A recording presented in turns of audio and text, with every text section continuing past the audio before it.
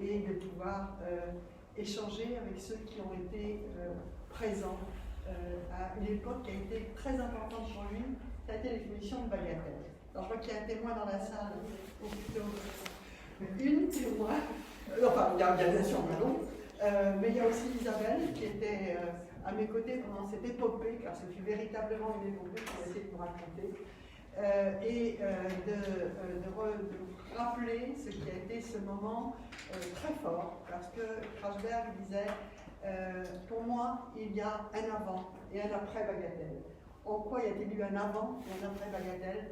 C'est ce qu'on va essayer de vous révéler un petit peu. En quoi ça a été effectivement un moment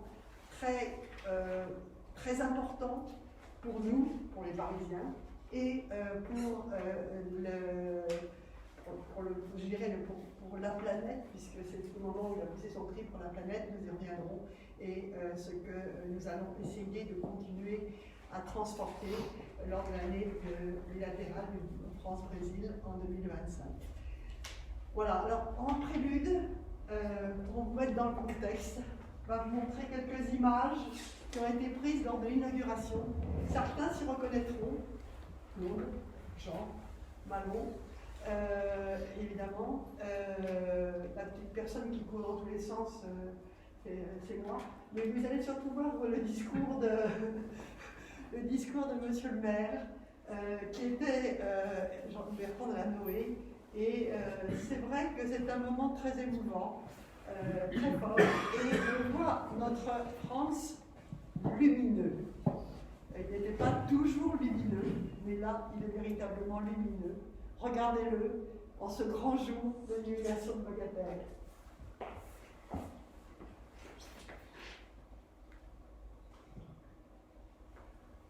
Alors, on reviendra sur le titre.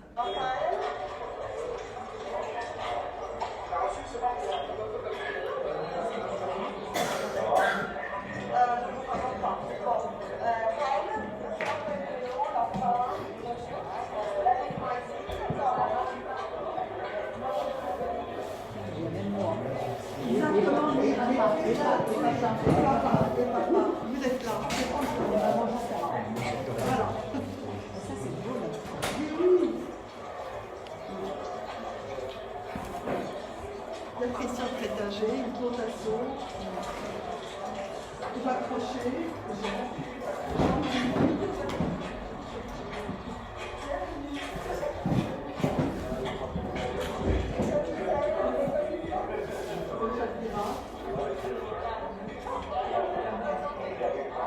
Alors c'est des archives qui ont été récupérées à Bagatelle il y a peu de temps et qu'on a remonté un petit peu.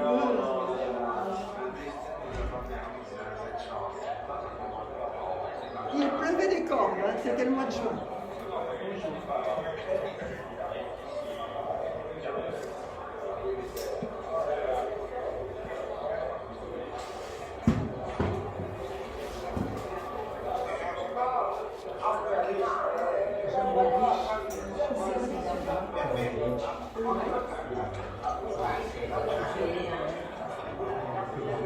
Oui, c'est un chant derrière.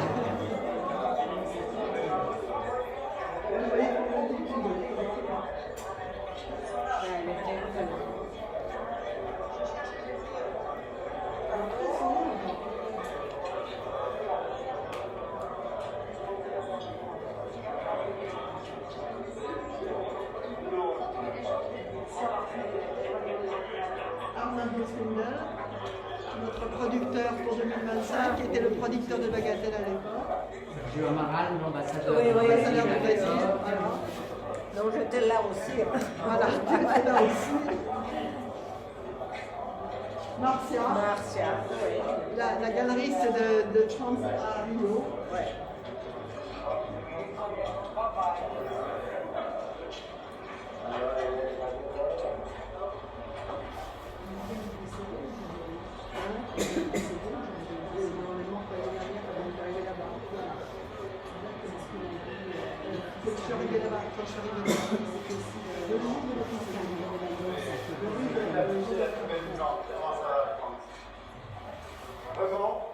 C'est un bonheur.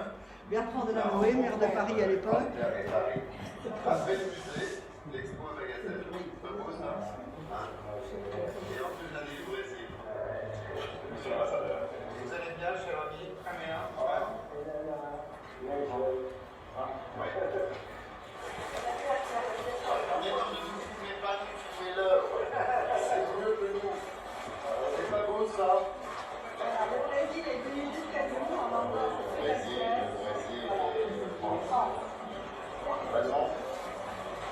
l'araignée, la fameuse araignée qui occupait toute la cour circulaire de Bagatelle, et dans laquelle le public pouvait se promener. Elle n'était pas dans la salle de l'expo aussi. C'était le musée Rothschild.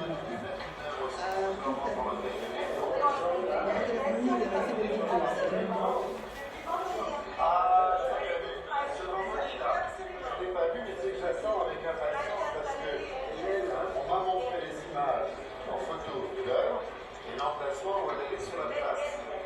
Et je n'ai pas encore vu la. Allez vous mettre à la clé, je ne sais pas.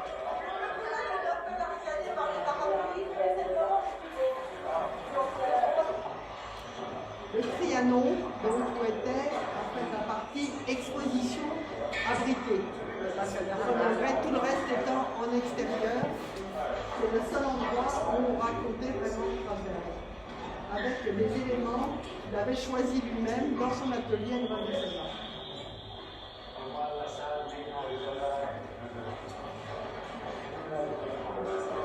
Les pigments, il a fait des présentations de pigments. Non seulement créer des œuvres d'art, mais les trouve dans la nature.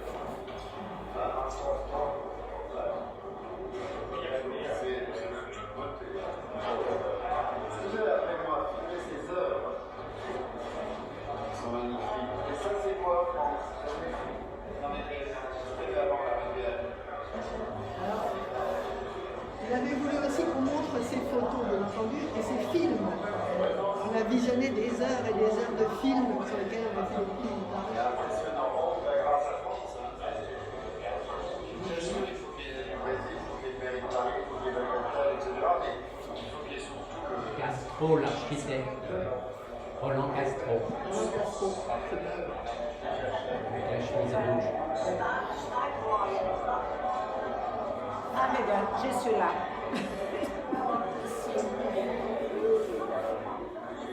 Je suis encore. Vous êtes là, c'est Je ça vais qui est répondre merveilleux. à On mais c'est moi. parler de ça. Hein. J'étais ouvert.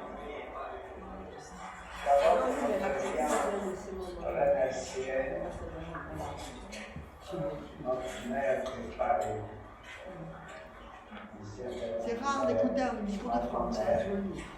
Cette possibilité de montrer encore une fois ma révolte. C'est mon moment vraiment de montrer comme le monde est très préoccupé avec la santé de ce projet. Je voudrais aussi remercier l'ambassadeur du Brésil, Michel Gauthier, qui a permis cette amitié Brésil-France, renforcer cette amitié. J'espère que ma exposition va renforcer. Je ne voudrais pas beaucoup parler car vous êtes soumis. Mais j'ai vu une chose. Ma révolte est toujours plus forte. On détruit chaque jour plus. La barbarie du XXe siècle, on a oublié, on était passif. La barbarie continue.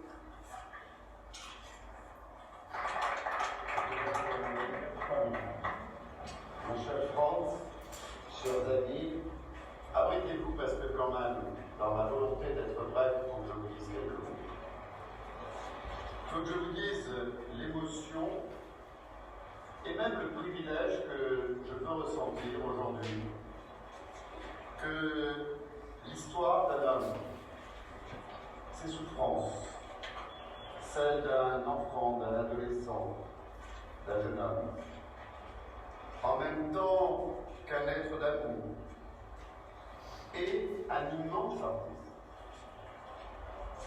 nous fasse ce deuxième piano de Guggenheim. D'abord, ce musée de Franz Strasberg à lui-même, que j'ai eu l'immense honneur de réaliser avec moi. Et puis ce rêve, car aujourd'hui, c'est un vrai rêve que nous sommes en train de réaliser. ici à Bagatelle, et je crois que Pierre Christian Pétaveux, mon ami, le maire du 16e arrondissement, mes adjoints, Yves Fondasso, Christophe Girard, Kacha Girard, qui sont aussi mes amis. Je ne sais pas si on ressent quelque chose de très très fort à l'occasion du centenaire de Bagatelle. Le centenaire, comme l'a dit Pierre Christian, de l'appartenance de Bagatelle à la ville de Paris, avec toute l'équipe que je salue amicalement, nous puissions offrir aux Parisiens et à tous ceux qui viennent Paris et qui visiteront Paris pendant ces 4 mois le produit de ton histoire, pardonne-moi de tes souffrances, je le relis aussi, mais surtout de tes convictions. Car c'est ta révolte d'enfants contre la barbarie du XXe siècle qui a guidé ton talent d'artiste pour nous donner aujourd'hui cette œuvre. Ce que tu as voulu pour l'être humain, tu le veux aussi pour la rencontre de l'être humain avec la nature et ta colère d'aujourd'hui par rapport à la barbarie vis-à-vis de notre environnement naturel. Tu la mets totalement à l'engagement le plus noble qui soit. C'est l'engagement de l'humanisme que tu es. C'est une immense fierté pour Paris d'accueillir ces œuvres et de leur donner du sang. Voilà, chers amis, pardonnez-moi de ces mots qui ne sont peut-être pas aussi protocolaires qu'il le faudrait, mais je veux les dédier pas seulement à un homme que j'aime. Je veux le dédier à son message. Que tous ceux, toutes celles qui verront cette exposition, que toutes celles, tous ceux qui viendront passer du temps ici, réfléchissent aussi. Et que nous, en responsabilité au Brésil et à Paris, nous soyons fidèles au message de Franz Grasberg. Que jamais nous découragions. Nous avons du travail, France. C'est beau ce que tu nous offres. Ton art est extrêmement riche. Mais moi, je veux m'engager devant toi ici, comme un merci à ce que tu nous donnes, à ce que tu donnes à Paris. Je veux m'engager à tes côtés pour cette lutte noble, qui est une lutte pour ce que tu as appris dans ton enfance. Ce que nous devons être au XXIe siècle. Des êtres civilisés qui retiennent les leçons de l'histoire, qui n'acceptent aucune discrimination entre nous, qui au contraire ont le goût des autres, ont le goût de nos différences. Mais sache que maintenant, cette manière de faire vivre ton message, c'est aussi d'avoir un certain rapport à la nature, parce que tu sais montrer à quel point elle est belle et elle est bonne. Je veux te dire, en guise de merci à ce que tu donnes à Paris, la fidélité de Paris à tes valeurs, à tes convictions, à ton engagement, à ta colère, à ton message.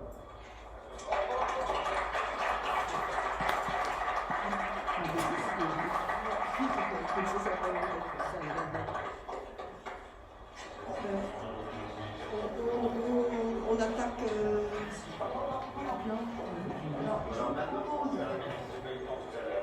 On ne peut pas rater le baiser parce que c'est le mari elle s'embrasse. Mais voilà, je pense que c'est un discours qui était très fort, très personnel, engagé.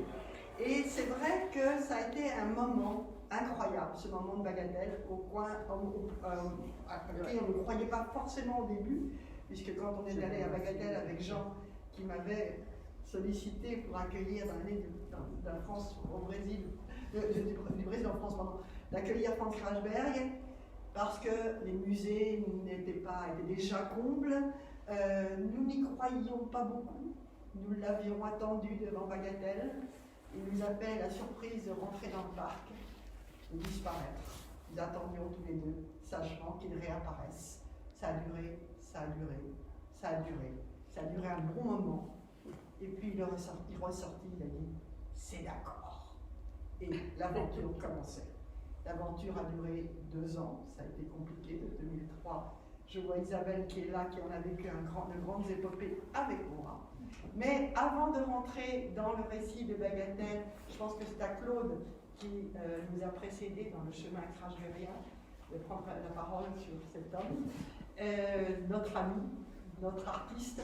Et puis Jean parlera aussi de comment, effectivement, la rencontre improbable Bagatelle-Krajberg a eu lieu, parce que nous raconterons comment il y a eu un avant et un après Bagatelle, ce que lui-même revendiquait pour l'hiver. Mon cher Claude, à toi. Je rappellerai que ton livre également est sorti juste au moment de Bagatelle. C'est le moment où les étoiles se sont alignées et nous avons effectivement commencé à tisser cette étoile. Cette exposition marque évidemment un temps fort dans la vie de Franz Krashberg et dans notre vie. Un temps fort parce qu'il y avait eu des expositions de Franz Krashberg. Je rappelle la grande exposition de 1975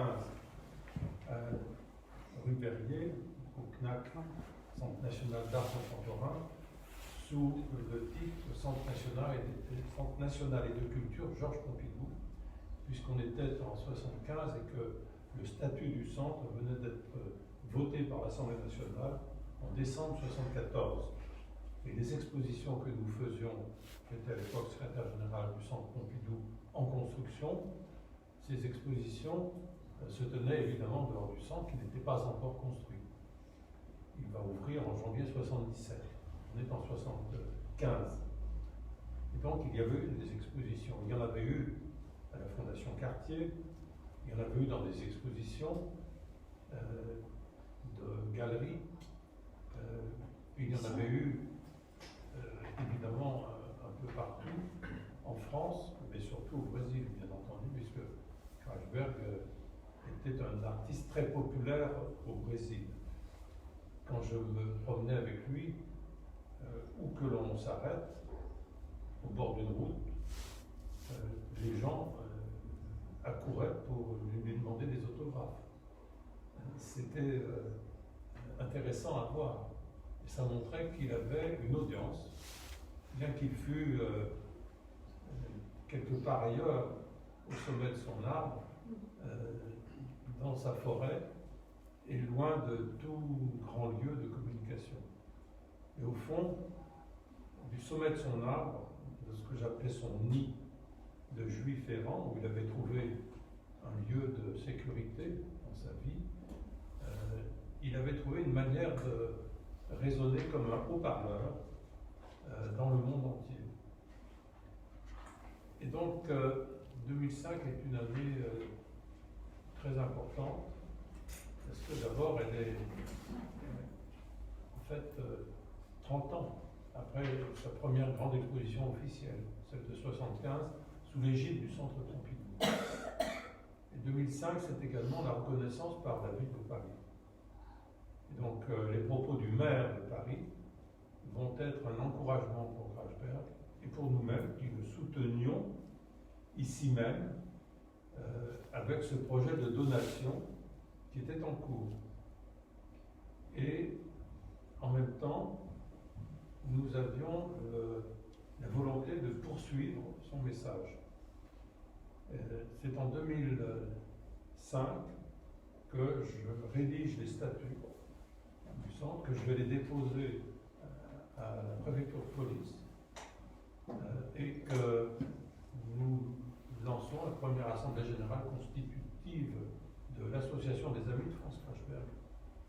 2005, il est signataire de ces statuts, ce qui montre bien, ce qui prouve qu'il souhaite que cette association soit au service de son œuvre. Et nous avons besoin de cette authentification que représente sa signature. Ça va même plus loin, j'en profite pour le dire publiquement. En regardant les archives il y a quelques jours, je trouvais non seulement sa signature, la mienne, celle de quelques autres, en 2005, ça suffisait pour déclarer une association. Et je découvrais que dans la rédaction des statuts, l'article 2, qui concerne l'origine des ressources, que j'avais rédigé avec France, comportait 2 lignes très simples, des subventions et des dons manuels. Alors le mot don manuel est très important. Le don manuel, c'est celui que je vais faire à mon amie Sylvie Depont en sortant de ma poche une pièce de 1 euro. C'est un don manuel. Et je n'ai rien écrit, mais ce don existe. Et France Krachberg va faire des dons manuels à l'association qu'il a initiée, et notamment 4 sculptures dont nous sommes détenteurs et qui sont pour nous une source de satisfaction et une garantie d'avenir, parce que ces œuvres ont une certaine valeur. Mais dans le même temps, il négociait une donation à la ville de Paris. Donc ces œuvres que vous voyez ici, certaines sont notre propriété, hélas pas beaucoup, et la plupart d'entre elles sont une donation signée devant notaire par M. Delanoë, à l'époque maire de Paris, et France Krachberg. Donc voilà, l'année 2005, c'est ça qui se met en place, et notamment l'espace qui s'arrête à cette porte. Il y avait ici un fleuriste, et l'espace Krachberg faisait 70 mètres carrés, ce qui était peu. Et donc les années suivantes vont être assez complexes parce que nous n'avons pas de moyens et nous négocions à l'époque avec la ville de Paris et le soutien de Bertrand Delanoë le financement du musée du Montparnasse qui se trouvait un peu plus haut dans la ville. Et c'est le musée du Montparnasse qui gérait l'association des amis de France Krachberg. Bon, il vaut mieux être gestionnaire soi-même que déléguer une gestion, même à des amis. C'est toujours préférable. C'est ce qui est advenu finalement. Et donc, ça s'est fait progressivement. Mais vraiment, cette année 2005 a ouvert un champ grâce à l'engagement du maire. Alors, ça aurait pu aller plus loin. Et je ne peux pas m'empêcher de penser que ça n'est pas allé assez loin. Et que Bertrand Delanoë est parti trop tôt pour nous. Et je pense que d'ailleurs, son discours mériterait de faire l'objet d'une petite disquette qui pourrait être envoyée à des élus qui sont actuellement en place, de manière à leur montrer qu'à un certain moment, la ville de Paris était capable de s'engager clairement en faveur d'un artiste exceptionnel, et pas simplement l'artiste, pour le message qu'il portait et dont elle était partenaire. Bref, c'est une idée que je suggère à la présidente actuelle, qui nous a montré, et qui d'ailleurs est en fort bonne position, pour montrer que cela se faisait au-delà des clivages politiques, en toute amitié, à cette époque de l'année. Alors, je voudrais simplement ajouter un événement qui est consécutif à cette exposition, qui est qu'un jour, l'adjointe à la culture de la ville d'Arcueil vient me voir et me dit, écoutez, cette exposition est formidable, et au carrefour de la Vache Noire, la ville d'Arcueil veut faire un aménagement artistique parce que nous allons planter des arbres, vous les voyez quand vous y passez en voiture, nous installons un grand supermarché, nous installons de nouveaux bâtiments, enfin bref, nous restructurons ce carrefour de la Vache Noire. Et est-ce qu'il ne serait pas possible d'installer une œuvre de France Krachberg? Alors, nous voici revisitant l'exposition avec elle, et l'idée m'est venue de lui dire, mais c'est impossible de mettre une sculpture en bois en permanence, parce que ces sculptures peuvent rester 3 mois, 4 mois sous la pluie, mais elles sont fragiles. Donc on l'a fait à Bagatelle, mais on ne peut pas le faire pour 10 ans, 20 ans, 50 ans, au carrefour de la Vache Noire. Il faut donc faire une œuvre en bronze. Krachberg n'avait jamais fait d'œuvre en bronze. Donc c'était une nouvelle aventure qui naissait avec cette exposition. Et le choix s'est fait d'une œuvre avec deux grandes feuilles qui font 4 mètres de haut, 4-5 mètres de haut, que j'ai appelé, puisque ces deux feuilles peuvent représenter deux ailes, l'oiseau de bronze, qui a donné lieu à la publication d'un petit ouvrage avec Pascal Lismond. Et ça a été le début d'une aventure d'apprendre à Krachberg à travailler avec le fondeur SUS, qui se trouvait précisément à Arcueil. Tout était financé par la ville d'Arcueil, ou la société d'aménagement qui était responsable, société d'économie mixte, je crois, responsable de ce projet. Ça a bien duré 2 ans, et ça a donné lieu à l'édition de 2 exemplaires de cette sculpture, un qui est sur place, et un autre qui a été acquis par Jacques Rocher, qui se trouve dans les jardins de Saint-Michel, à la Gacilly, en Bretagne, où se tient d'ailleurs un festival de photographie. Et puis, 2 petits modules, 4 exactement édités, dont 2 ont été donnés, effectivement, à l'espace Krachberg, et qui ont été faits à cette occasion pour récupérer, en fait, du bronze qui subsistait par rapport au stockage dont disposaient les ateliers SUS. Donc, dans la vie de Krachberg, c'est la seule fois qu'il a fait une œuvre en bronze. On a eu un dissentiment ensemble, on en avait souvent, ça se passait toujours très bien. Je trouvais que par rapport à la dimension du carrefour de la Vache Noire, cette sculpture qui faisait 4 mètres de haut risquait avec le temps de paraître petite. Et donc j'ai proposé à Krachberg de la doubler de hauteur.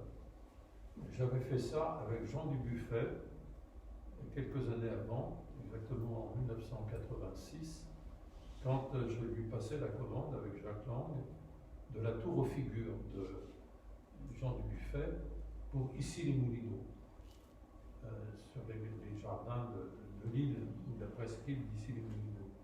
Et la sculpture était prévue à 12 mètres, et j'avais dit à Jean Dubuffet, qui était un vieux monsieur à l'époque, de doubler, de faire une sculpture de 24 mètres. Il dit, mais vous êtes fou. Mais non, mais sur un terrain comme celui-là, une commande, surtout si les visiteurs doivent pénétrer à l'intérieur, ce qui est le cas de cette sculpture, il faut voir grand. Et il avait accepté. Krachberg a refusé. Et quand je passe, ça m'arrive assez souvent au carrefour de la Vache Noire, je regrette que les arbres aient grandi autour de la sculpture et que ce bronze, ce foutu bronze, soit incapable de suivre la dimension des arbres. C'est vrai que c'est honteux. Et Krachberg aurait dû penser que ce bronze ne poussait pas, ne croissait pas. Donc voilà, c'était la petite anecdote que je voulais dire, que c'était un produit dérivé, si je puis m'exprimer ainsi, avec cette belle aventure qui était extraordinaire parce que c'est certainement la plus belle exposition que Krachberg ait jamais vue, parce qu'il y avait une partie en intérieur, elle était même odoriférante. Absolument, mais nous reviendrons sur on ressentait le montage, des n'est-ce pas senteurs Isabelle? de fumée, comme si l'incendie de la forêt se passait à côté. Absolument. Elle était accompagnée d'une exposition sur la forêt dans le monde. Les forêts périurbaines, urbaines et périurbaines. Et puis il y avait on les voit ici, des sculptures en plein air. C'est bien qu'il y avait une sorte de complétude qui se présentait sur un instant suspendu, privilégié, pour le jardin de la Bagatelle. Et par la suite, je suis allé sans doute 2 fois par an, passer une journée entière avec lui pour photographier. Et donc j'ai beaucoup de photos de France à Bagatelle. Lui-même, au fond, voulait éterniser ce moment privilégié. On y a déjeuné souvent. Ben, il y allait tous les jours, oui, pendant toute l'exposition. tous les jours. C'était tellement important. Ah, mais non, que, c'était incroyable. périodiquement, il me disait, C'était une rencontre. fais une photographie de moi.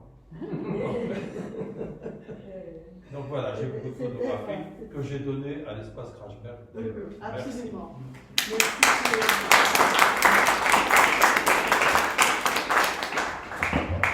Alors, cette cet instant privilégié, effectivement, comme le dit Claude, ça a été un moment assez unique pour nous tous, pour nous qui l'avions préparé avec lui. C'est très difficile de travailler avec un artiste vivant, et surtout un artiste qui s'appelle Franz Krachberg.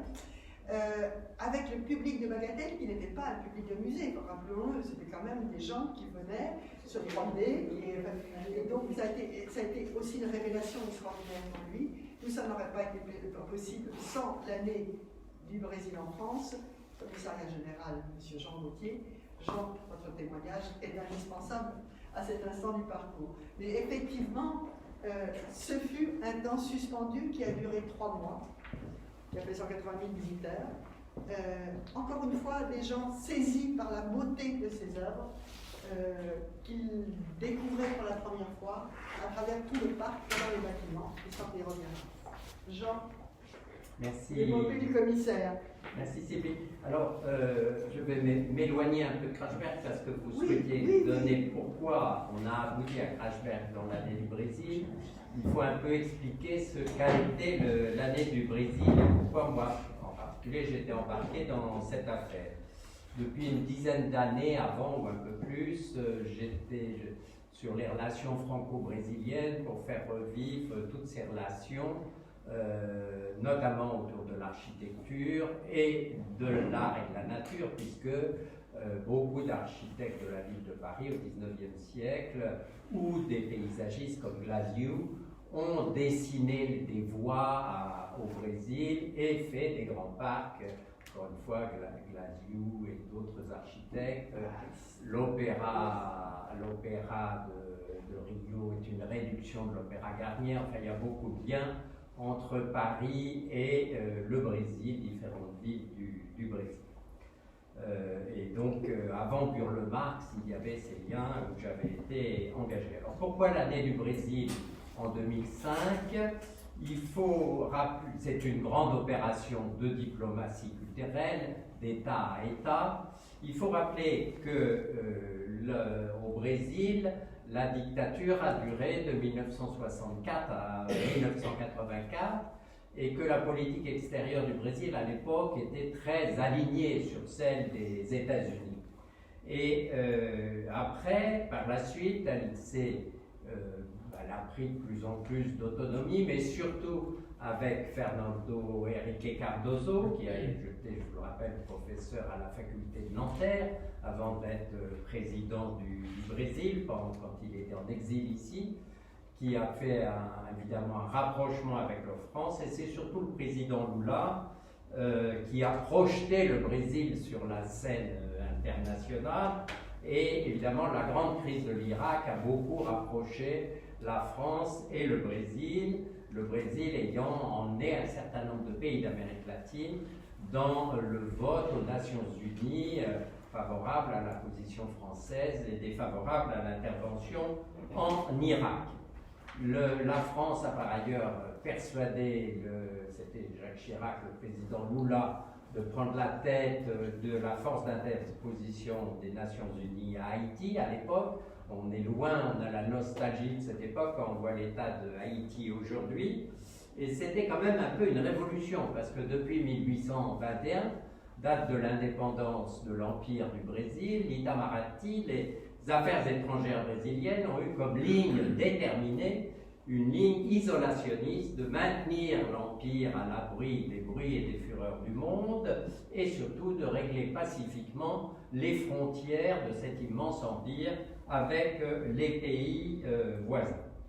Donc il y avait tout ce rapprochement entre la France et le Brésil, entre Jacques Chirac et le président Lula, donc une atmosphère politique très, très favorable et qui nous a beaucoup aidés. Et l'ambassade du Brésil, évidemment, j'ai eu beaucoup de contacts avec l'Itamaraty, les affaires étrangères brésiliennes, mais l'ambassade à Paris, le Sergio Amaral, que vous avez vu dans le film, l'ambassadeur, ensuite Vera Pedrosa, la fille du grand critique brésilien Mario Pedrosa, qui connaissait admirablement notre pays et aimait notre pays, Janice Melem Santos, qui était à l'ambassade à l'époque et aujourd'hui, tous nous ont beaucoup aidés dans cette affaire.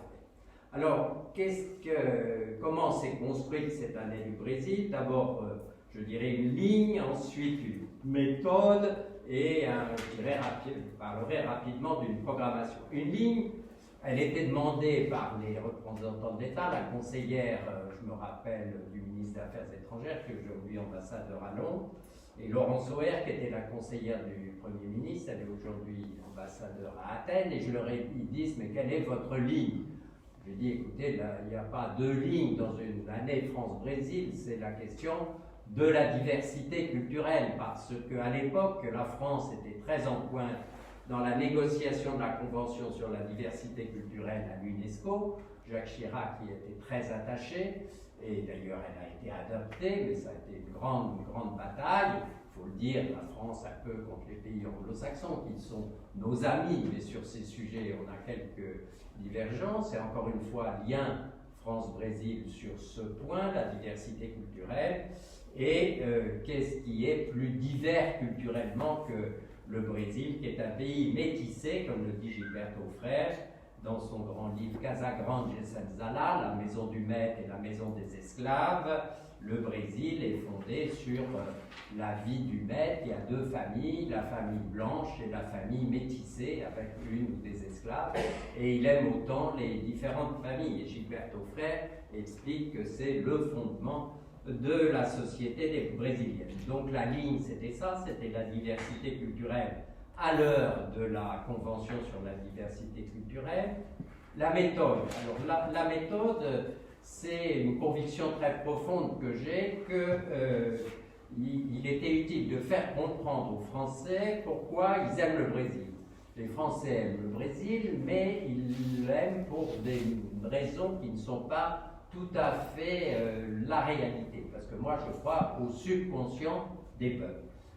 Quand on demande aux Français pourquoi ils aiment le Brésil, ils disent parce que c'est un pays de paix, il y a des belles plages, il y a des grands footballeurs, c'est un pays sportif, il y a une grande musique et il y a des belles dames. Mais tout ça est absolument exact, mais quand on explique aux Français pourquoi il y a des raisons plus profondes, alors à ce moment-là, c'est une espèce de passion déferlante dans notre pays pour le Brésil. En fait, je crois beaucoup à un inconscient collectif, à une relation affective et intellectuelle très profonde et ancienne depuis le XVIe siècle entre la France et le Brésil. Évidemment, vous connaissez l'expédition de Villagagnon au XVIe siècle, qui accompagnait de tas de gens, et en particulier d'un nommé Jean de Léry, qui écrit en 1578 l'histoire d'un voyage en la terre du Brésil, et Lévi-Strauss dit c'est le premier grand anthropologue. Léry décrit les mœurs des Indiens, il explique très tranquillement comment ils engraissent leurs prisonniers et qu'ils le mangent à la fin. Enfin, il explique leurs mœurs avec beaucoup d'objectivité. Et autre grand ouvrage, André Thévet, 1557, Les singularités de la France antarctique. Et il faut savoir qu'il est évident que Montaigne a lu ces livres. Il suffit de lire le chapitre 33 des Essais sur les cannibales, qu'on voit qu'il a lu ces livres, et surtout qu'il a vu cette image. C'est pour ça que je vous ai mis cette image. C'est l'événement vraiment fondateur dans l'imaginaire bouillonnant des intellectuels français sur le Brésil. C'est le 1er octobre 1550. Le roi Henri II, Catherine de Médicis et l'ensemble de la cour de France vont à Rouen.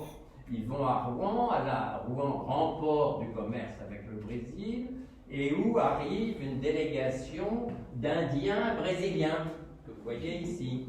Et donc les Indiens brésiliens sont dénudés et habillés en Indiens, mais il n'y en a pas assez. Donc on déshabille les soldats français, on les peint et on en fait des Indiens brésiliens pour avoir plus de monde.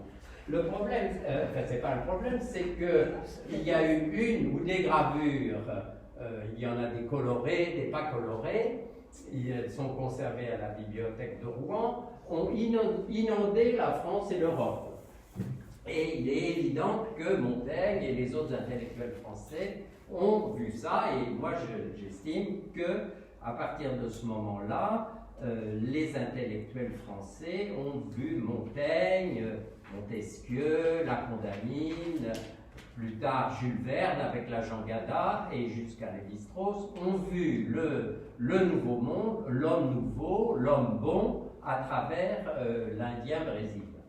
Et jusqu'à Lévi-Strauss encore, créateur, avec Montbeg et Bastide, le sociologue de l'université de São Paulo.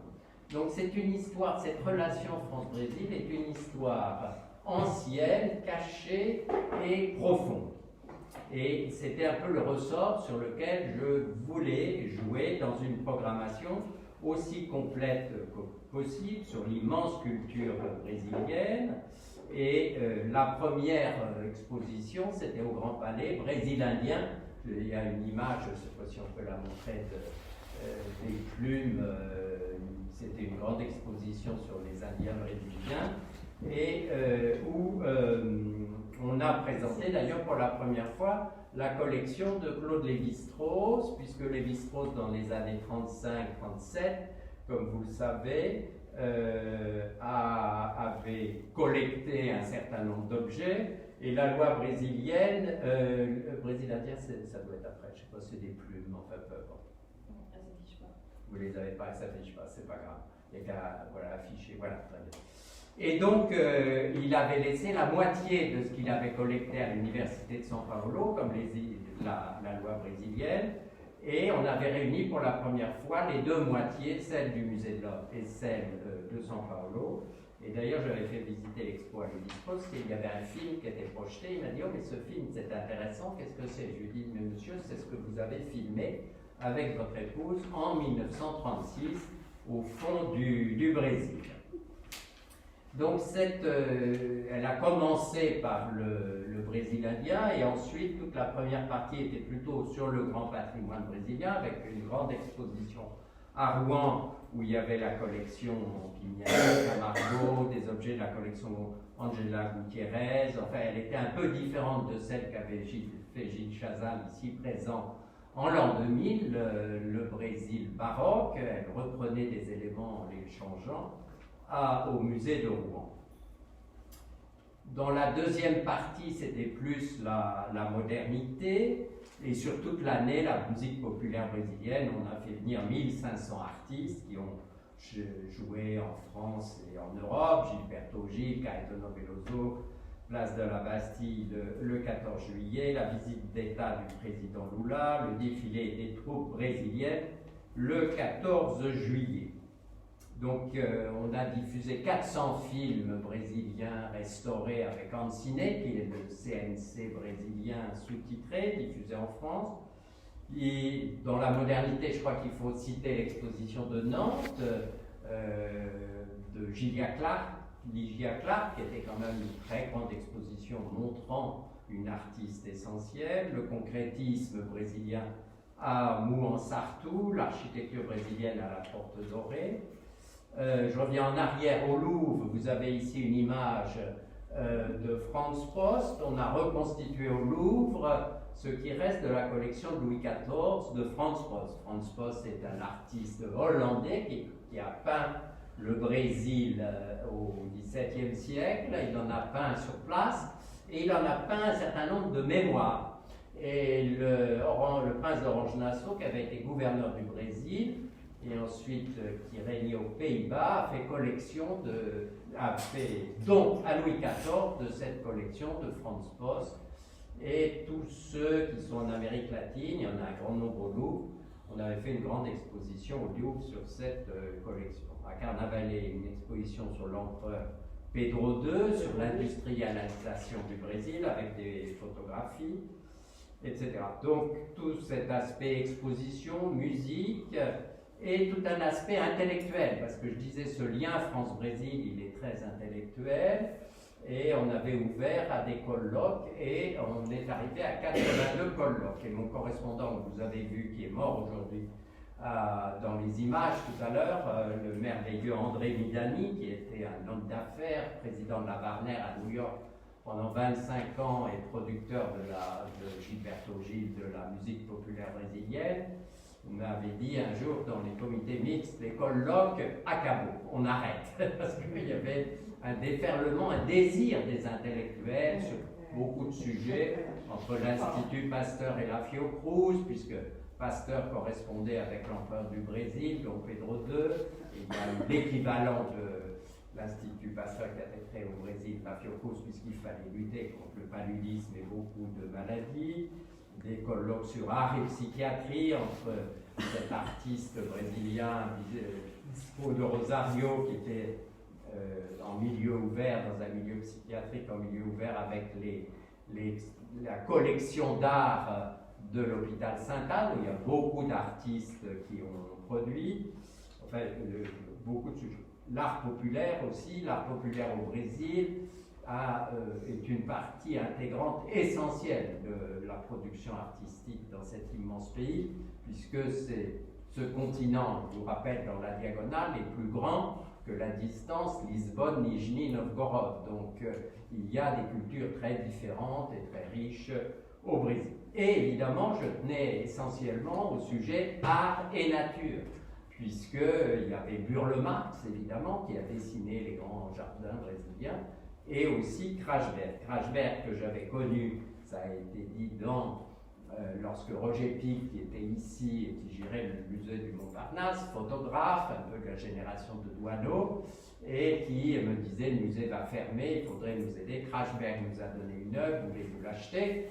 Krajberg était un artiste brésilien travaillant à Paris, et depuis 1875, la ville de Paris a une collection en achetant chaque année à des artistes français ou étrangers travaillant à Paris, et j'ai acheté la grande Ombre Blanche qui est dans la première salle, qui a aidé le musée du Montparnasse. Et en contact avec Krajberg, je lui ai dit mais tu pourrais faire une donation à la ville de Paris. Et à partir de 1998, on a négocié avec Sylvain Lecombe, le conservateur de la ville, pendant 3 ans la donation avec Krajberg, parce que c'était un homme complexe, Franz Krajberg, comme me disaient les autorités brésiliennes. Comment arrivez-vous à faire des choses avec Krajberg? Nous ne sommes jamais parvenus à faire quelque chose avec lui. Mais enfin, avec nous, il était quand même à la fin assez gentil.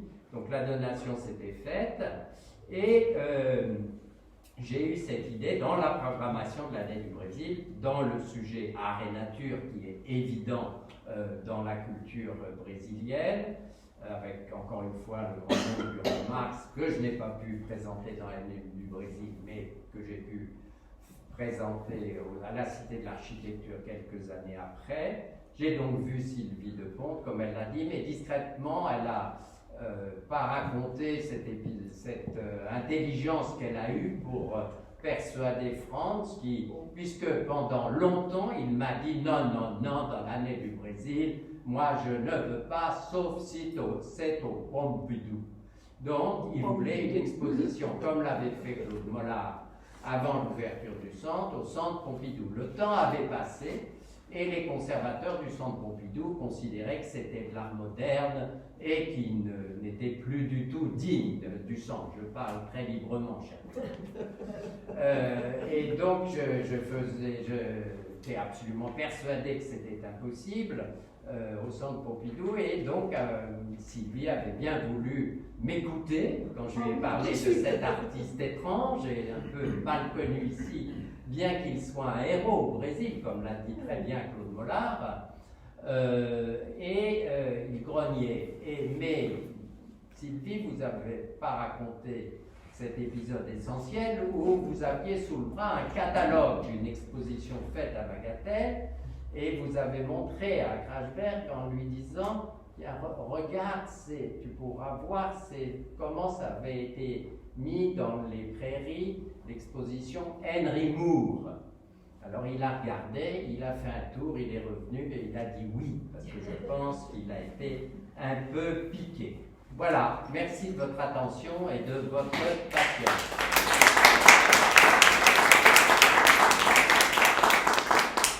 Merci Jean, merci. Voilà, c'est effectivement une très grande rencontre, un moment très fort. Il manque un témoin qui est au fond de la salle, qui lui aussi a joué son rôle dans l'aventure. Éric, à la fois avec le chemin du Montparnasse, président aujourd'hui du chemin, avec tous les témoignages vivants qui ont été projetés pendant l'exposition, la sortie de ton film, enfin, le film de Maurice de Broca, produit par Mémoire Magnétique, qui est sorti aussi à ce moment-là et que vous pouvez voir dans la salle et qui est très important pour comprendre qui est Krachberg, d'où il vient et comment il est parvenu jusqu'à nous avec sa force immense et son engagement et son message que nous sommes aujourd'hui des passeurs en tentant de le poursuivre. Éric, je voudrais quand même que tu dises quelques mots au moins, puisque tu as refait les montages à partir de certains rushs qui restaient de l'époque de Bagatelle. Et puis, on abordera avec Isabelle, si vous voulez bien, chère madame, 2 secondes, ce que fut cette épopée, effectivement, car, comme vous l'avez souligné tous les 2 grands témoins, cet homme était non seulement un être d'une force incroyable, mais avec un caractère bien trempé. Et ce qui nous paraît évident quand on regarde tout ça, le rôle, enfin, le lien avec la nature, la façon d'exposer ses œuvres dans un lieu qui n'était pas, enfin je dirais qu'à l'origine est quand même un lieu, un patrimoine du 18e qui en plus on fêtait les 100 ans de l'acquisition de Bagatelle par la ville de Paris, il ne faut pas oublier, et ça a été aussi quelque chose qu'on a intégré complètement dans le dispositif. Tout ça, ça a été des discussions et des discussions sans fin, et ça a été, encore une fois, des conquêtes qu'il a totalement franchi, des étapes qu'il a complètement franchies, et pour qui, justement, c'est devenu, pourquoi Bagatelle est devenu un élément exceptionnel dans son histoire, dans son parcours, et dans notre histoire à nous tous, comme le rappelait Jean, un moment aussi de la donation, le moment de la suite, le moment de la transmission. Il avait 3 verbes qu'il aimait répéter: apprendre, pratiquer, transmettre. Nous étions à l'époque de la transmission. Cette petite exposition que vous avez ici, c'est effectivement ce passage, transmettre. Et les témoins que vous écoutez ce soir, ce sont mes passeurs qui tentent de transmettre. Éric, vraiment, vas-y, après on terminera. 2 petits mots. Moi, je suis installé dans cette allée depuis 1984. Donc, j'étais vraiment dans toute l'aventure du musée du Montparnasse, de la sauvegarde de l'allée. Et surtout, j'avais un grand voisin, Franz Krachberg, que finalement, je l'ai appris à connaître que tard. Parce qu'en fait, il travaillait plus tellement dans son atelier pendant cette période. Et je voyais ce monsieur qui venait 2 mois par an, un peu bougon comme ça, mais sympathique, on parlait beaucoup, mais je n'avais pas vraiment réalisé la dimension de son œuvre. Et ce n'est qu'en 2000, finalement, assez tard, où on s'est dit, après tout, il faut faire un film sur lui. Donc Maurice Dubroca est venu me voir, j'ai produit le film, moi je ne pouvais pas y aller parce que je faisais un autre film en même temps, et Maurice est parti au Brésil et il a rapporté plus de 25 heures de rush que nous utilisons encore aujourd'hui. La preuve, ce sont des moments, enfin là c'est Bagatelle, mais tous les extraits que vous voyez qui nourrissent l'espace Krachberg depuis des années, viennent de cette expédition finalement. Et ça c'est un trésor qui évidemment a été exploité, qui continuera à être exploité. Et enrichi, bien sûr, avec les photos. Merci Claude, entre autres. Avec tous les témoins. Christine. Voilà, Christine, bien sûr, Nena Ferreira, je crois qu'il s'appelle. Oui, Ferreira. Ferreira, c'est ça, c'est un artiste qui a vécu quelques mois chez Krachberg. Il a filmé en VHS à l'époque, et c'est un document qu'on a trouvé il y a 6 mois à peine, qui montre vraiment Krachberg au travail. Pour en revenir à Bagatelle, puisque c'est le sujet, moi, effectivement, j'étais plusieurs fois, j'ai eu la chance de me promener avec Franz à Bagatelle.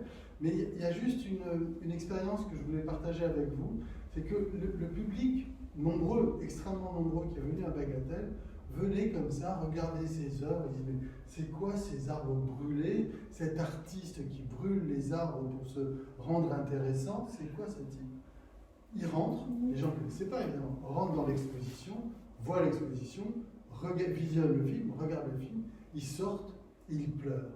Ils comprennent que c'est pas lui qui brûle les armes, mais c'est que eux, c'est nous qui laissons brûler les armes.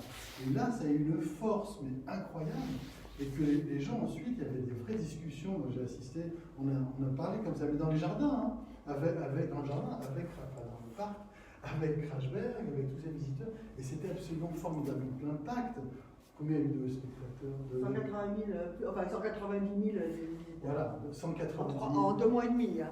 Voilà, donc ça a été un moment mais extraordinaire. Krachberg était encore une fois, comme vous le dites, extrêmement heureux. Et quand il est revenu ici, le soir, on bavardait. Enfin, c'était vraiment un grand moment.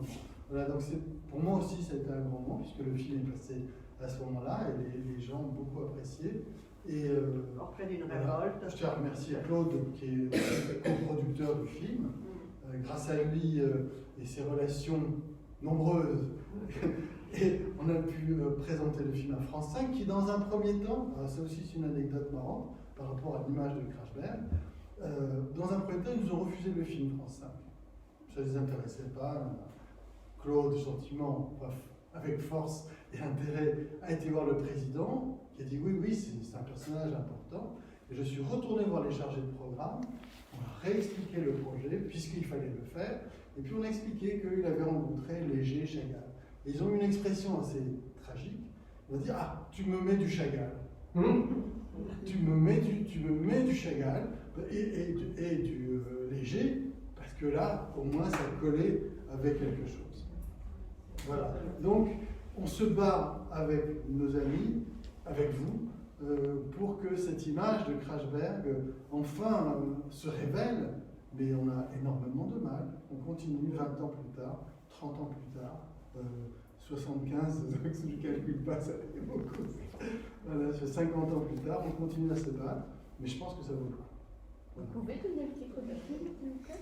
Pardon, madame? Le titre du film. Franz Krachberg, Portrait d'une révolte. Vous pouvez Portrait d'une révolte, vous pouvez le voir ici. Et sur le site. Il était projeté aussi en boucle avec. Sur le site, nous l'avons, Mémoire magnétique a fait don de. Voilà. Et le bagatelle aussi, il est sur le site. Non, ça c'est une exclusivité. Non, c'est tout nouveau, ça c'est pour vous ce soir. Vous êtes les premiers à le regarder. C'est un montage rapide. Oui, c'est la première fois que ça a été remonté. On va vous le remettre. Moi, je peux le mettre sur le site. Alors, une autre fois, oui, je pense qu'on va le réutiliser. L'aventure ne fait que commencer. Non, je le mettrai sur le site. J'étais tellement jeune que... On était tous jeunes. Nous étions tous jeunes. Madame Commissionnat, qui me fait l'honneur d'être là ce soir, avec sa fille, ça m'a fait tellement plaisir. On était là, les mêmes étaient là, et l'émotion était intacte. Voilà, c'est très donc il y a d'autres rushs, mais je ne pouvais pas tout mettre. Parce qu'il y a eu d'autres discours de l'ambassadeur. Il y a eu beaucoup de discours. Mais je vous dis, on a 30 heures de rush. Mais le film est très beau, les images de œuvres. Il y a encore des richesses à exploiter, puisque. Cette vidéo, elle est exposée là. On la mettra en boucle aussi. Voilà. Je laisse la parole. Merci Eric. Moi, Monsieur je vais me contenter pour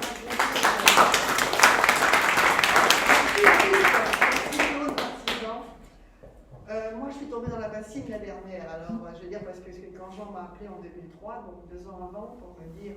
Pour un café. Voilà. Et donc, j'ai été enlevée par Franz Krachberg, emmenée à Nova Viçosa. Je suis partie avec un témoin dans les bagages, c'était Isabelle Guéraud, qui est toujours là, qui est toujours à la direction des standards et de l'environnement pour s'occuper des expositions. Il faut dire qu'à l'époque, nous étions en pleine ébullition environnementale à la mairie de Paris et on nous avait donné un petit peu carte blanche, notamment effectivement à Bagatelle, mais on a eu aussi la chance de pouvoir faire un certain nombre d'expositions sur le parvis de l'hôtel de ville, donc des jardins éphémères, et ce thème nature art était évidemment au cœur de nos préoccupations. Donc il y a eu la rencontre brutale entre Krachberg et Bagatelle, et puis il y a eu nous, petites mains, en train de tricoter ce qu'allait être l'exposition de Bagatelle. Il se trouvait qu'on se trouvait la même année à fêter le centenaire de l'acquisition de Bagatelle, ce que je rappelais tout à l'heure, à l'instigation d'un grand monsieur et grand paysagiste également, qui est Jean-Claude Nicolas Forestier, qui était le conservateur du bois de Boulogne Et les héritiers Wallace, qui étaient propriétaires effectivement du domaine de Bagatelle et du château, ne comptaient pas continuer à habiter le lieu et voulaient le mettre en vente. Et Forestier a tout de suite dit, si on met Bagatelle en vente avec le parc, c'est le bois de Boulogne qui va être démantelé et c'est fini. Donc il faut absolument que la ville rachète le bois de Boulogne. Ça a été très compliqué et la ville n'avait pas tellement l'intention de racheter le bois de Boulogne, il faut l'avouer. Donc il a fait une campagne de presse absolument monstrueuse, il a mis son argent sur la table, il s'est battu comme un lion, très crashberrien, et la ville a acheté effectivement en 1905 le bois de Boulogne. Donc nous avions aussi un autre militant enragé à mettre en valeur, c'est-à-dire notre Jean-Claude Nicolas Forestier, et le croisement Jean-Claude Nicolas Forestier Krachberg, j'allais dire, s'est fait doucement au cours de ces deux années, notamment grâce au ministère de l'Environnement au Brésil et aux villes de Rio et de Sao Paulo, qui ont vraiment collaboré étroitement au montage, je dirais, de l'emballage, c'est-à-dire le débat sur le rôle des forêts urbaines et périurbaines dans les grandes métropoles d'aujourd'hui, et pourquoi, effectivement, le bois de Boulogne, le bois de Vincennes à Paris, mais la Tijuca, replantée par Pedro et Pedro II et la ceinture verte de Sao Paulo, était indispensable à la ville de Sao Paulo, à la ville de Rio. Pourquoi nous avons absolument besoin de ces forêts à nos portes? Alors je me disais, mais vous avez la mer. Et là, oui, la mer ne suffit pas. Il nous faut la forêt. La forêt est indispensable, elle est dans nos gènes. Ça a été le premier mariage, je dirais, qui s'est monté tranquillement pendant ces 2 années, mais qui a abouti effectivement à ces rencontres à la fin de l'exposition de Bagatelle, Dialogue avec la nature. Il a fallu aussi trouver un titre qui ne soit pas Franz Krachberg, mais qui englobe à la fois le combat environnemental et les forêts urbaines et périurbaines et Franz Krachberg, c'est-à-dire un artiste lâché, des défenseurs de la nature lâchés dans la nature. Ça n'a pas été si simple que ça, non plus, c'est-à-dire effectivement faire venir des œuvres du Brésil, et encore une fois il y en avait 90, on va oublier, mais des œuvres monumentales, quand on les voit sur les pelouses, et quand on les voit sur les terrasses, c'est tellement extraordinaire, le mariage avec la nature, avec le château, avec le Trianon, avec la galerie Côte-les-Seines, que la mairie de Paris avait inauguré pour cette occasion, car on avait restauré 700 mètres carrés de galerie Côte-les-Seines, où on a accueilli les forêts urbaines et périurbaines. Le château était en pleine restauration, et le Trianon a accueilli l'exposition que vous avez vue tout à l'heure, consacrée vraiment à Franz Krachberg. Et tout le parc était ouvert pour ces œuvres. Des œuvres qui n'étaient pas faites pour être exposées en plein air. Mais le premier obstacle était de faire admettre à France qu'il n'était pas dans un musée, que lui, l'amoureux de la nature, lui qui montrait la nature, devait les faire exploser dans ce parc. Et son premier instinct était de dire, on va les mettre dans la cour d'honneur, on va les entasser, comme dans un musée, et le public va tourner autour. Et les premiers débats un peu difficiles avec lui étaient de lui expliquer, non, on va les monter sur les terrasses. Regarde les statues face à la pompe à feu, regarde les statues face au Trianon, regarde les statues sur les grandes pelouses. Effectivement, ce fut une première étape qui a été franchie, parfois de façon un peu musclée. D'autant qu'il fallait donc traiter les œuvres qui n'étaient pas faites pour être exposées en plein air, donc on était rappelé Claude tout à l'heure, donc il a fallu les pulvériser, mettre des arbres, mais ça n'était que pour 3 mois et ça a merveilleusement bien tenu. Je rappelle aussi qu'il était là tous les jours, avec son pot de peinture et sa colle, prêt à intervenir au cas où un oiseau se serait posé sur une des œuvres, très important. Et il fallait aussi fabriquer des socles, car on voit ces socles qui sont au pied, il ne fallait pas qu'une statue s'écroule ou un totem s'écroule sur le public, donc il avait fallu les conforter, donc un travail extrêmement étroit, mené avec nos amis brésiliens, pour que chaque œuvre ait son socle et ne menace pas effectivement le public qui circulait. Le Trianon, ça a été toute une aventure également. Là, Isabelle est mon témoin parce que c'est elle qui a travaillé notamment sur la scénographie intérieure qui était très importante. C'est lui qui dirigeait, Pardon? Il dirigeait de toute façon le choix. Ah, il dirigeait tout. Alors, dans le Trianon, il y a un épisode qui rappelle toujours, effectivement, il se souvenait des musées et des grandes expositions au Brésil. Il passait avec une baguette pour être sûr que toutes les photos étaient bien exactement à la même hauteur.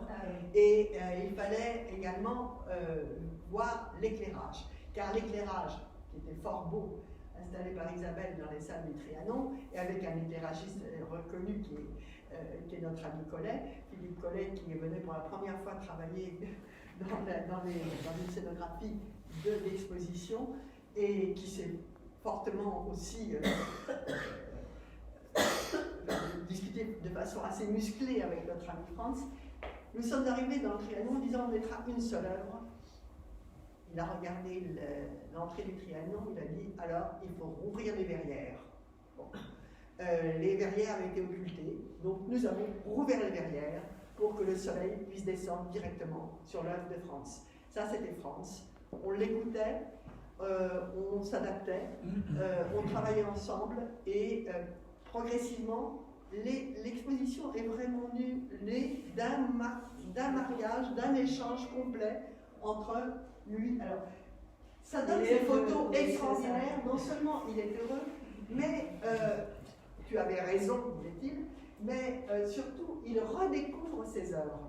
Car ces œuvres, qui pour la plupart sortaient des hangars de Nova Viçosa, étaient entassées, et qu'il avait fallu sortir de Nova Viçosa pour les mettre dans le paquebot, pour aller jusqu'au Havre, pour arriver jusqu'à Bagatelle, d'un seul coup, elles vivaient.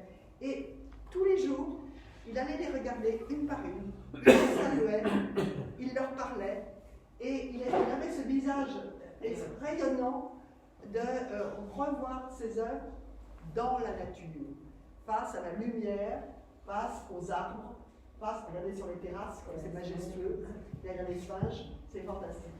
Et ça a été pour lui une redécouverte. Alors il a fait beaucoup de photos, comme le rappelait Claude.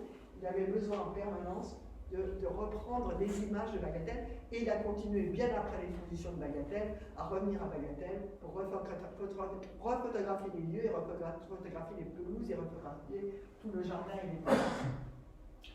La deuxième rencontre qui a été absolument fantastique, évidemment, ça a été le public. Un public qui n'est pas un public de musée, je rappelle, c'était le public des promeneurs, c'était des joggers du Bois de Boulogne, c'était les enfants des écoles qu'on avait longuement préparés en amont, avec la direction des affaires scolaires de la ville de Paris, à la fois sur le plan nature et sur le plan art, et qui arrivait, qu'on emmenait voir le film d'Éric Dupond-Aigret et des Maurice Boca, qui ressortait. Et c'était un choc émotionnel extraordinaire. Ils avaient vu le film, ils venaient vers Franz et ils lui disaient Franz, il le touchait. Et il y avait quelque chose de tellement, il était tellement émerveillé de voir leur propre émerveillement. C'était quelque chose d'absolument extraordinaire. Alors immédiatement, ils sortaient des papiers, des crayons, ils se mettaient à dessiner, et c'est ce qu'on essaie de poursuivre ici avec l'espace Kraftwerk, c'est-à-dire ce partage de l'émerveillement et de la nature à travers l'art, il était encore une fois un passeur exceptionnel, mais là il touchait un public qui partageait immédiatement ses émotions. Et les enfants, ça a été pour lui une rencontre extraordinaire. Je parle devant témoin, c'est vrai que ça fonctionne très bien, et ça continue. Son œuvre fonctionne de façon exceptionnelle auprès des enfants. Et bien sûr, il y a eu le cri pour la planète, c'est-à-dire que les débats qu'on a pu mener dans l'orangerie à la fin de l'exposition, avec la ville de Rio, la ville de Sao Paulo, la ville de Paris, sur le rôle des forêts urbaines et périurbaines, ont été pour lui un moment tellement de rencontres, alors politiques, environnementales, artistiques, etc., tellement important que c'est là où il a décidé de lancer son cri pour la planète. Pour lui, Bagatelle, c'est le cri pour la planète. Et c'est ce que nous allons tenter de poursuivre, de transmettre en 2025, 20 ans plus tard, avec l'année bilatérale franco-brésilienne, puisque cette fois il y aura à Paris, en France, puis au Brésil.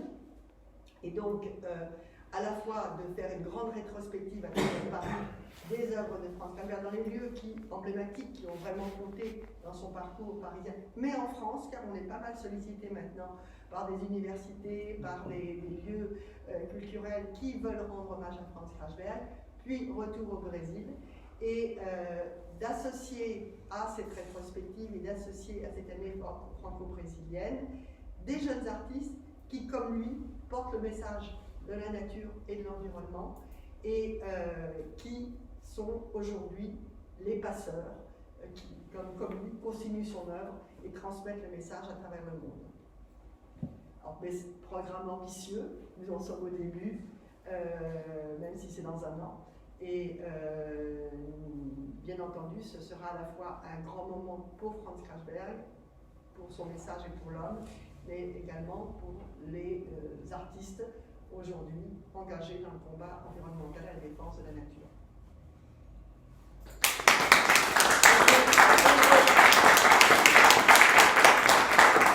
Vous avez peut-être des questions? Oui. Alors, j'ai plusieurs questions, effectivement. Moi, je suis venue connaître le lieu lors d'une ancienne conférence par rapport à l'environnement quand j'étais ici. Je ne connaissais absolument pas l'artiste.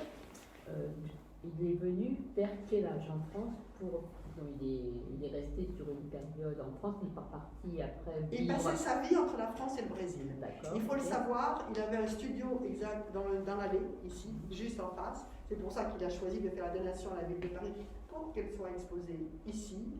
L'espace Franz Krachberg, il l'a voulu, Claude, je ne peux que, et Eric, vous pouvez témoigner, Jean, les trois témoins majeurs de l'époque.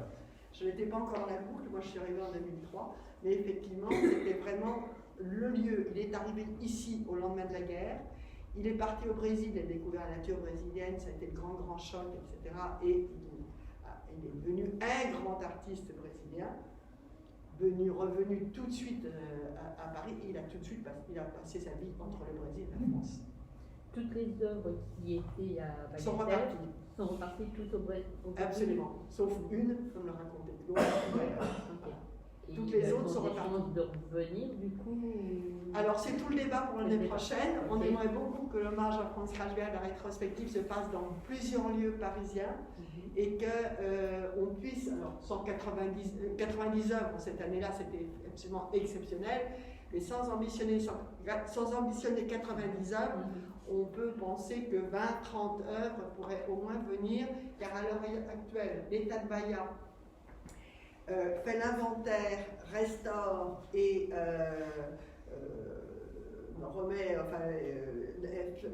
classe l'intégralité des œuvres qui étaient dans son atelier à Nova Viçosa.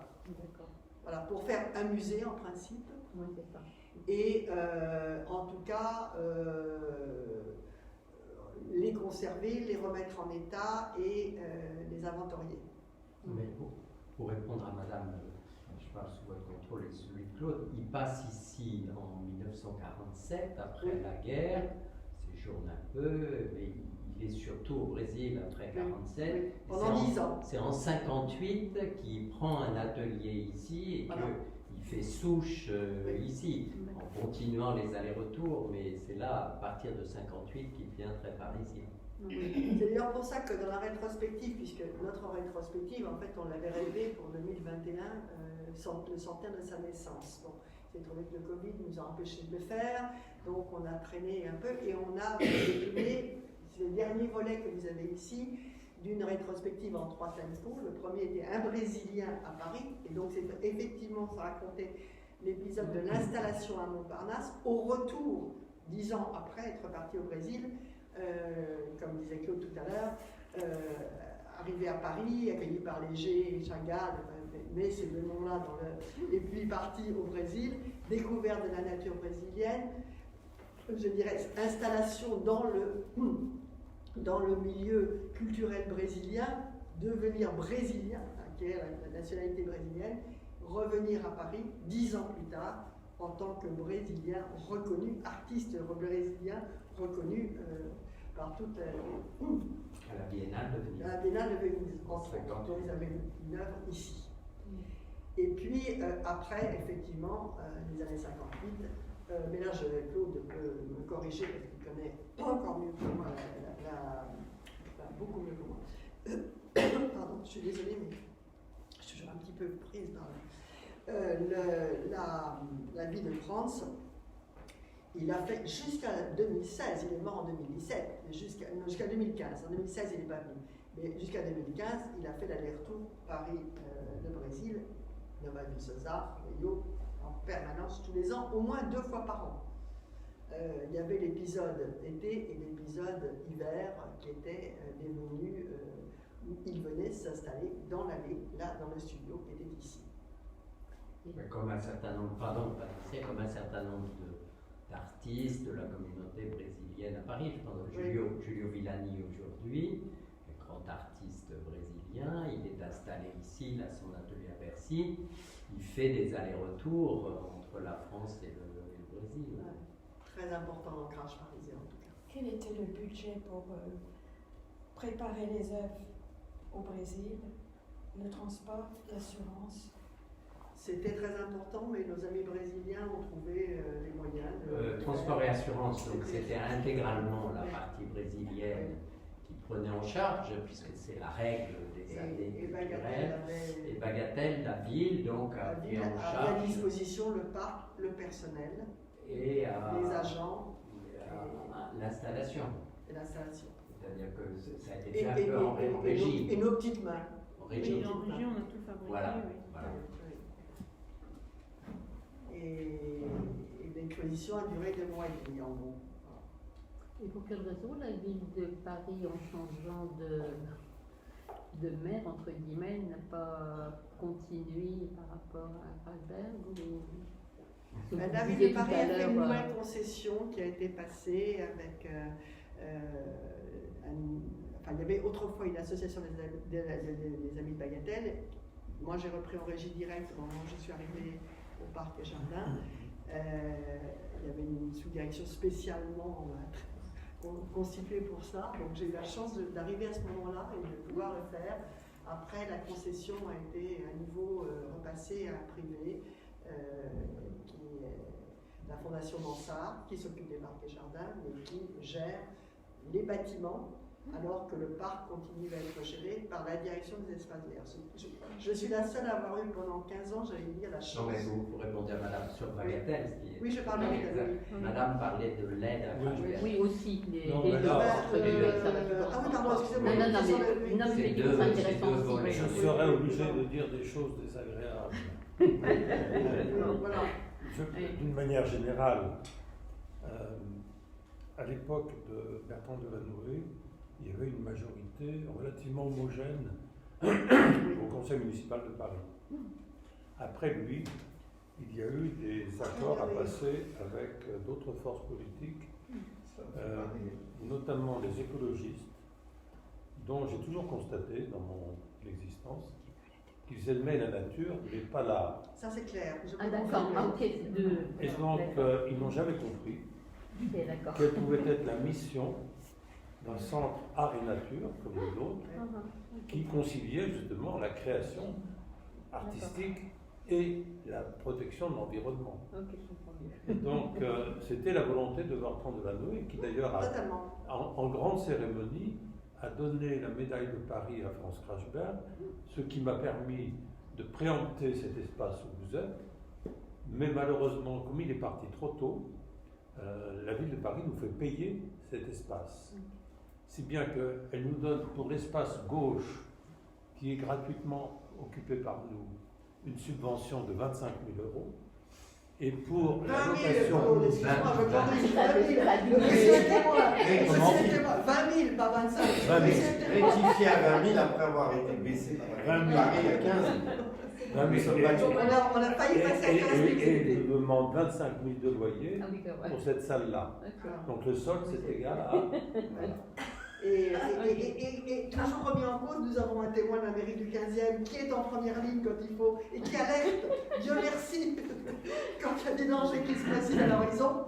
Alors, quant à la politique des parcs et jardins par rapport à l'art, etc., j'ai Isabelle... Sylvie de Pont est partie et moi j'ai arrêté de faire des choses intéressantes. Voilà. Il y a eu vraiment une volonté à l'époque. Oui. Mal comprise par les Verts, d'ailleurs, pardon, je vais dire des choses horribles, parce que vous voyez Yves Comte Tasso là sur les images, c'est formidable, mais on a payé très cher le fait d'avoir accueilli un artiste pour parler de la nature. Honnêtement, c'était quelque chose qui était incongru. Voilà. Mais comme l'a dit Claude et vous, je pense que M. Delanoë avait un intérêt personnel pour cet artiste. C'est pour ça qu'il s'intéressait à cet artiste. Voilà. Voilà. Il s'intéressait à cet artiste et il s'intéressait à la nature, encore une fois. On pensait qu'on a fait à l'époque l'exposition Jardin de Main, 2 ans plus tard, tout le parvis de l'Hôtel de Ville en 2007. Puis on en a fait quand même 5 des jardins éphémères, dont un consacré à Darwin, un consacré au paysagisme qu'on décidé parisien. Tout le parvis végétalisé intégralement, avec vraiment des messages forts. Et on jonglait. Alors bien sûr, on avait les équipes des espaces verts, des gens passionnés qui donnaient tout corps et âme pour faire ce genre de truc, parce qu'ils passaient leur message. Mais c'était quand même très... Alors là aussi, c'était un petit combat qui a été, je repense à France arrivant à Bagatelle, le combat des œuvres sur les pelouses, avec les jardiniers qui comptaient leurs bulbes qui allaient être abîmés et qu'il fallait remettre en état, ça a été absolument magnifique. Et en même temps, tout le monde pour finir était heureux et fier de cette exposition. Mais c'est vrai que le jardinier n'aime pas trop déjà le visiteur parce qu'il écrase les petites fleurs et il marche sur les pelouses, qui étaient interdites à l'époque, rappelons-le. Et là, spontanément, on leur ouvrait les pelouses et on leur mettait des œuvres autour desquelles ils pouvaient tourner. Et en plus, des arbres derrière. Donc forcément, des images comme ça, c'est très rare. Voilà. Et fondamentalement, Franz Krachberg est un artiste d'avant-garde, tellement en avance sur son temps qu'il a souvent été pas très bien reconnu.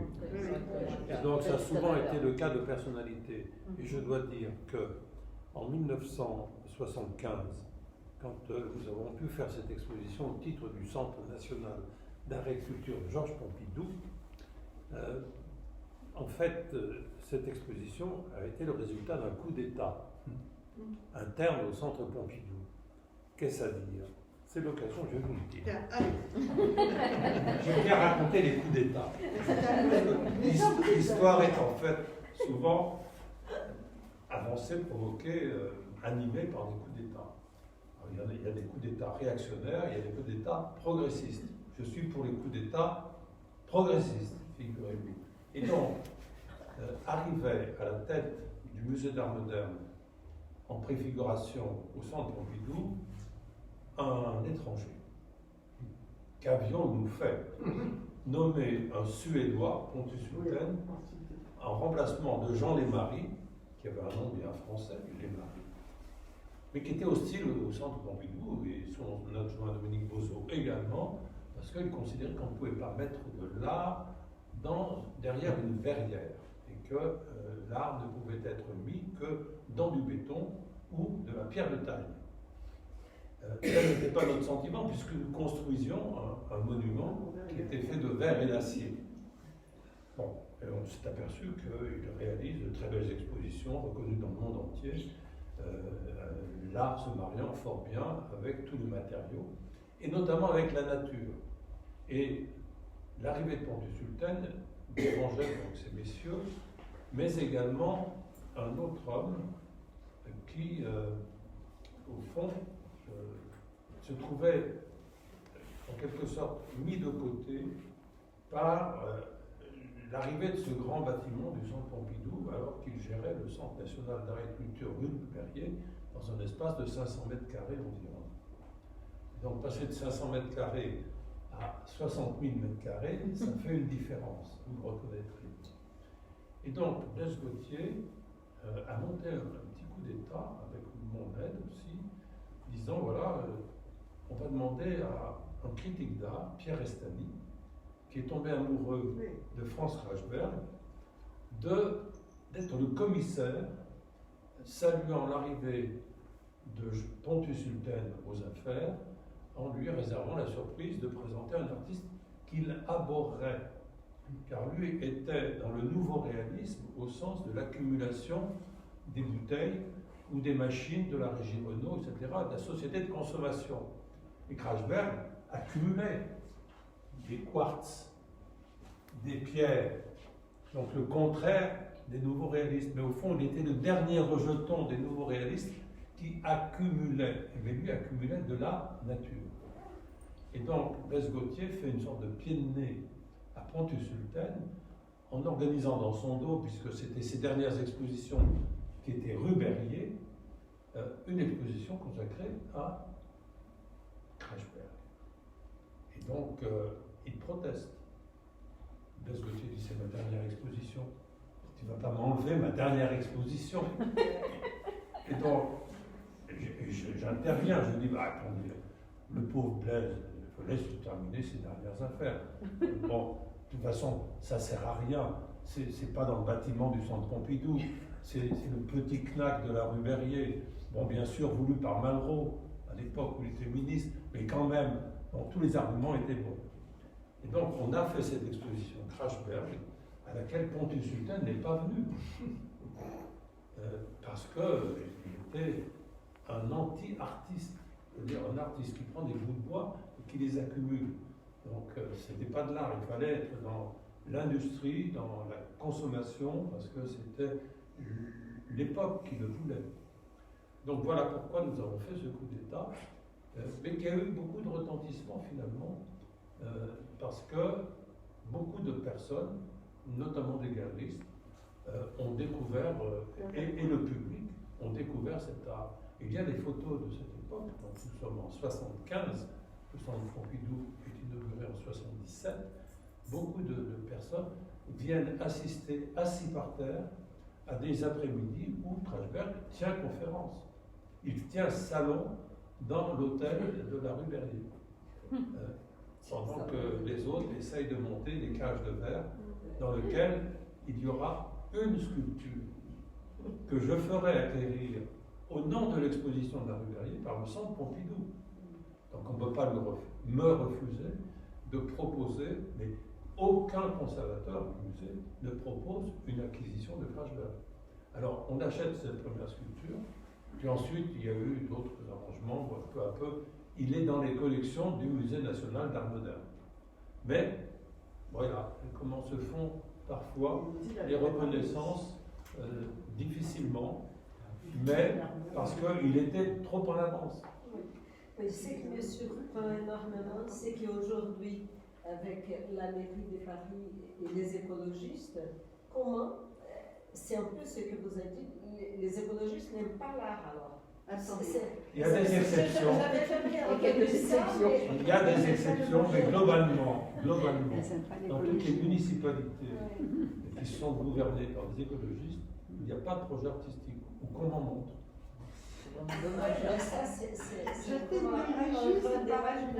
Mais par contre, pour supprimer les voitures, pour mettre des bicyclettes partout, pour mettre 4 rangées sur chaque rue, une pour les piétons, une pour les bicyclettes, une pour les trottinettes, une pour les taxis, une pour les tramways et une pour les voitures.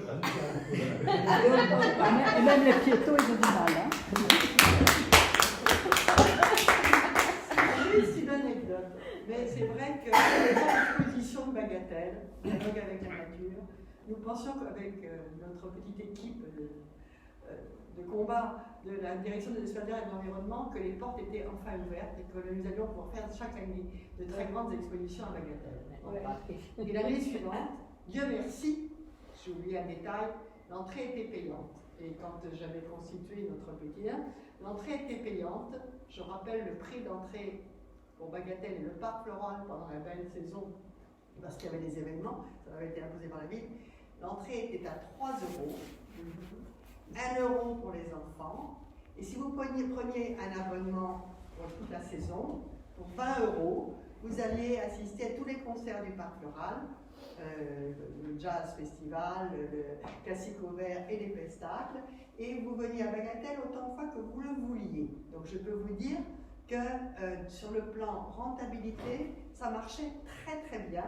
Et que du coup, j'avais une paix relative, je savais que je remplissais les caisses et que je pouvais faire des propositions. Sauf que, Bagatelle terminée, Isabelle peut témoigner, on m'a dit l'année prochaine, surtout pas d'art. Pas d'art, il n'en est pas de question. Bon. Et on a dit, il n'y a pas d'expo. J'ai dit, c'est pas possible.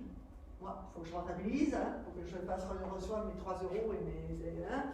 Donc je continue, il n'en est pas question. Il n'est pas question d'arrêter Bagatelle, alors que le parc floral va continuer avec le Paris Jazz, entre autres.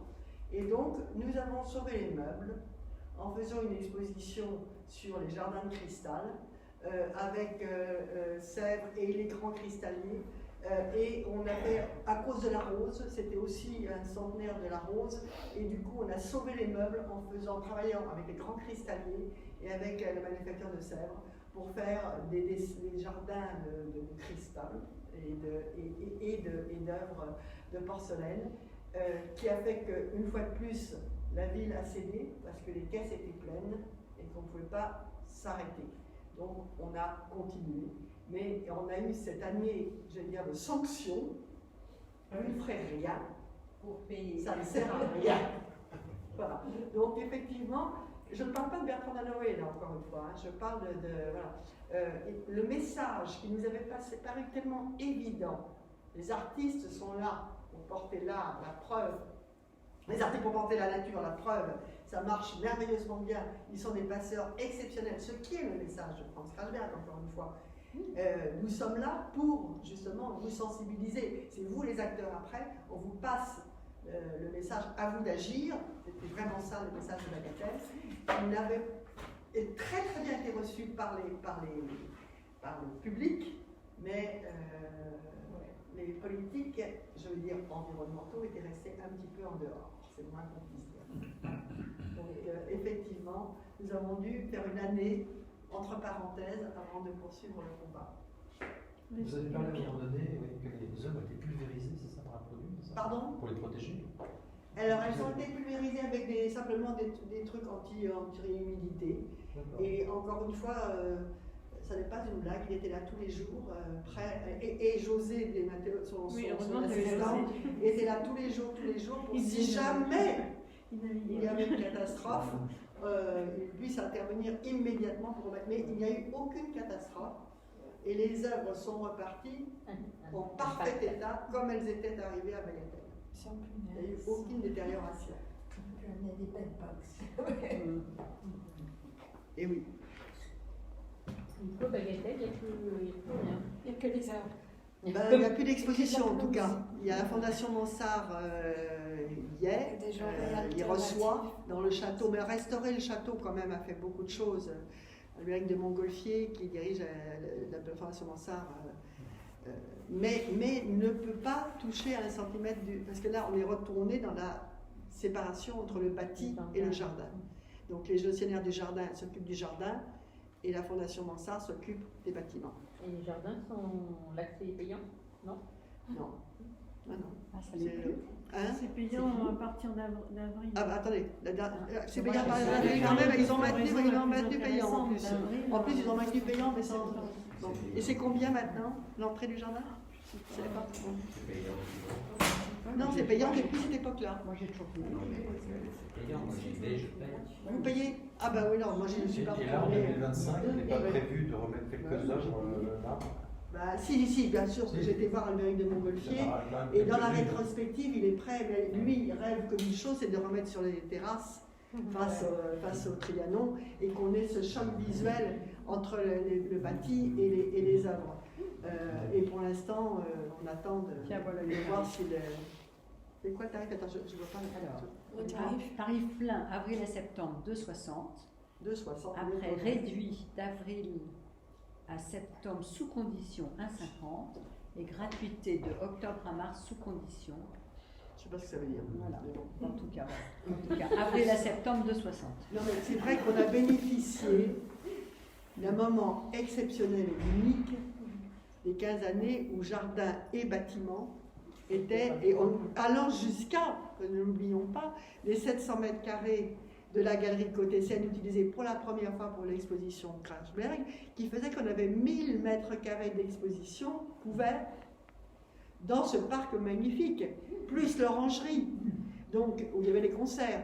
Donc évidemment, il y avait, je dirais, un lieu absolument exceptionnel aux portes de Paris et avec des surfaces d'exposition tout à fait pour uniques.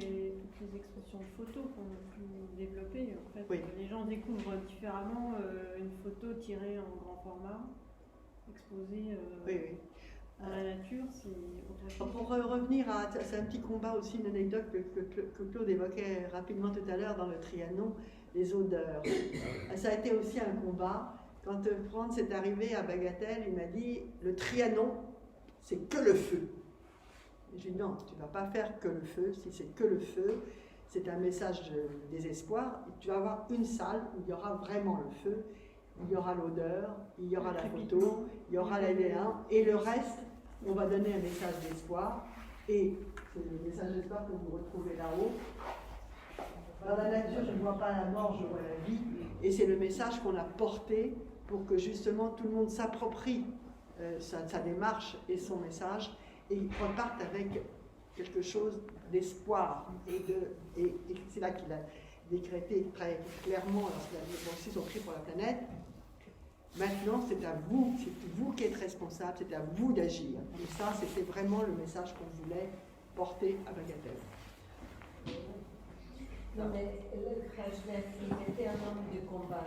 De combat, tout le temps. Et je me rappelle que pour les détours des œuvres, ça a été un autre combat. Oui, aussi, tout à fait. très dur, très dur. Parce que comme la politique et l'art ne sont pas très alignés toujours, il avait la douane brésilienne qui voulait tu payes une taxe énorme pour rentrer au Brésil avec ces œuvres qui étaient de là-bas. En plus, c'était une contradiction incroyable. Mais il fallait vraiment dénouer ce nœud qui s'est arrêté pendant des mois, et que lui, il aimait beaucoup ces combats. Ah, je vais menacer de jeter les œuvres là de la baie d'Herbion. Il a dit ça, on n'a pas fait ça. C'était impossible, Jean-Michel se rappelle de ça. Et je l'ai jeté, il a menacé là, il y a les journaux, ça sortait ça.